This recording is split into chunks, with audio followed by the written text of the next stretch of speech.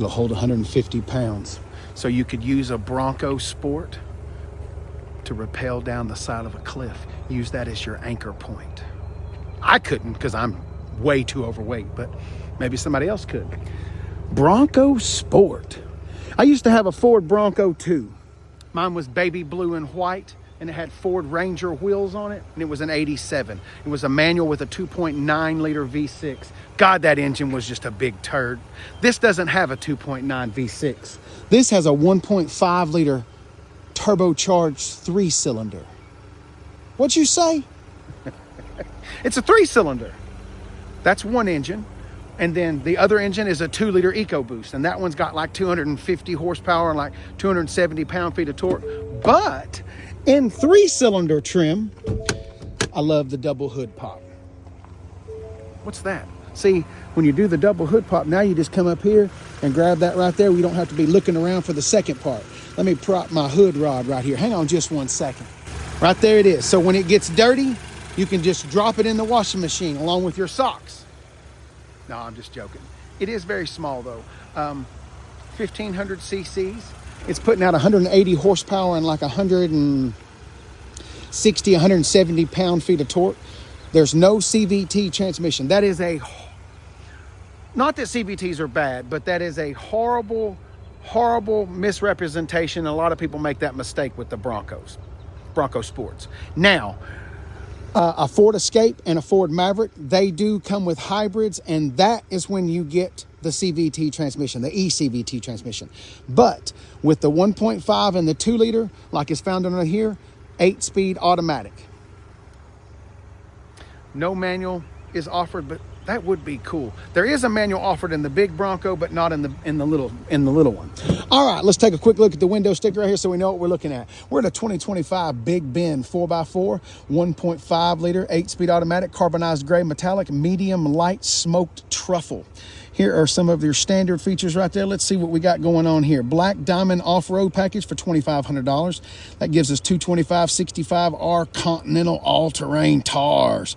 Cargo mat, 17-inch carbonized gray aluminum wheels. We get a little cargo management system.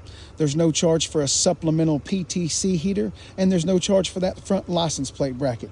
Ringing in at $34,160. 25 miles per gallon in the city, 30 on the highway for a combined total of 27. I think it looks fantastic. You can get a sunroof in this one. This one doesn't have one, but all right, Casey, quit gawking over it and let's get in there and let's do it. I agree. Let's do it.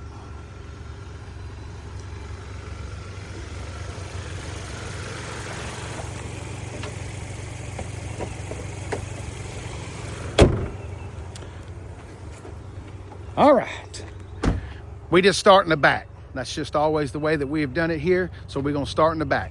All right, this one does have a little bit different. Obviously it's got mega tow hooks on the back, and you obviously saw them up the front with that bull nose bar. You got two different ways you can open the back. We can go just the glass right there. So you could drop a shopping bag, throw something in there so you don't have to lift up the entire door. Or if you do need to lift up the entire door, do that. This also has some lights right here on the outside of the tailgate, and to turn those on, you just reach right in there and you can swivel them into the cargo area or more down on the pavement, whichever way, and both of them do the thing. They just swivel one way. They're not a complete 360 swivel. All right, this has the cargo management system. We have a 12 volt right there, and we've also got a regular power outlet right there. This turns into some kind of a tray table type thing. See, it's got these legs out here, and I have to be honest with you, I still don't know how to make that work. I'm sorry. I wish I could, because see, the only thing I know to do is turn it up like this, but that's not going to work. So, but it is a cargo management system. All right, now we're going to flip up our tripod right here, and we'll close our little antennas. Oh yes, that's actually to pick up the channels 3, 6, and 9. All right, we've got some cargo floor mats right there, just a regular stuff. What are you doing? Ooh, it does have the little Bronco cargo mat. Let's see what underfloor storage we've got going on right here. We've got a spare tire, fantastic. Got a few little compartments on the side right there just to throw some bumper or jumper cables, some rope, whatever you might need in there. Floor goes back just like that, and that's it. Got a little side comparison right there, or side compartment, little side compartment right there to lay the seats down. We push that, and then we'll push that, and let's move those seats forward so we can get them to lay down completely.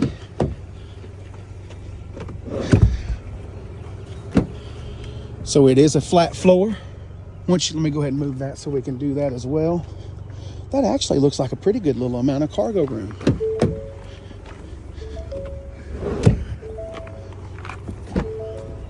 Oh, not enough. There we go. There's actually somebody on YouTube, and I think that they live in their Bronco Sport. See, you take out the little thing right there. That's a pretty good little cargo area. All right, it's got auxiliary switches up there. So if you wanted to put a winch on the front of it or some off-road lights or things like that, they're already pre-wired switches. That is kind of nice. All right, we've got vents on the back of the console. That's a big thing for me. This is a family car. People be sitting back here. They need to be comfortable too, right? Right. All right, we got 2 USB-Cs down there. We also got a 12 volt, or not a 12 volt, got a regular power outlet. Sitting in the back of the Bronco Sport, there is massive headroom in this. I'm about 6 foot, 6'1" if I stand up straight, sit up straight. Doesn't even come close. 6'5", guys, you'd be comfortable back here. Obviously, I've got a lot of knee room right here and leg room when those seats are done like that, but you have decent leg room and all that. Right here on the side, there's pockets and stuff everywhere. Put a cell phone pocket right there. Shoulder room, plenty of room. We've also got right here in the center 2 cup holders as well. Now, let's move on up to the front. Okay, let's do a little squish test because we didn't do it in the back. We've got a little bit of a khaki piece right there, but it's kind of just a plain blah looking little soft squish right there. We got some squishy squish going on.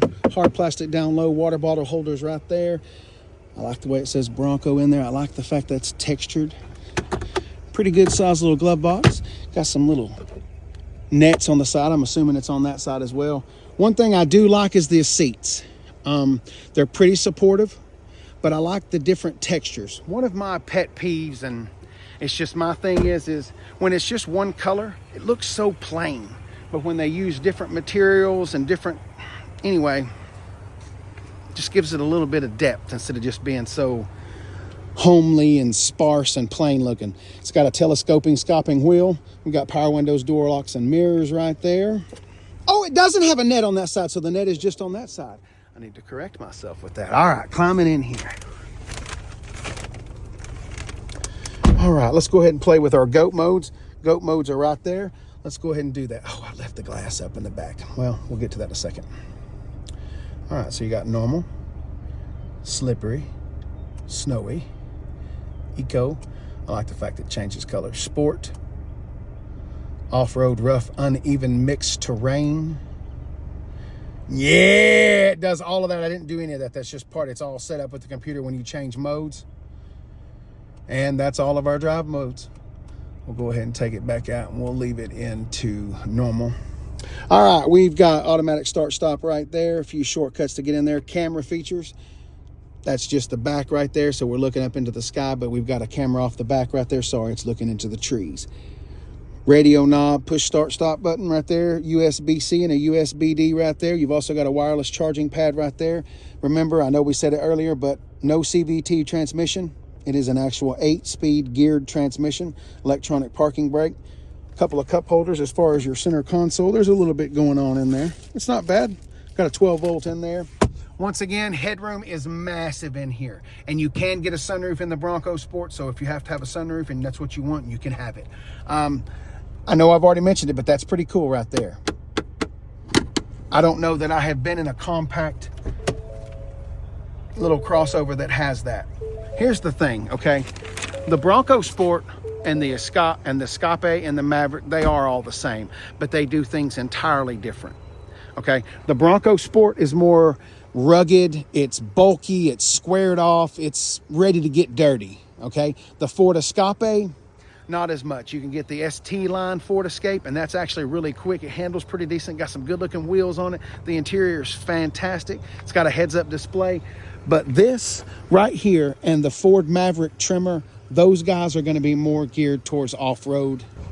I might be a little bit biased. Like I said in the beginning, I had a Bronco II back in the 90s.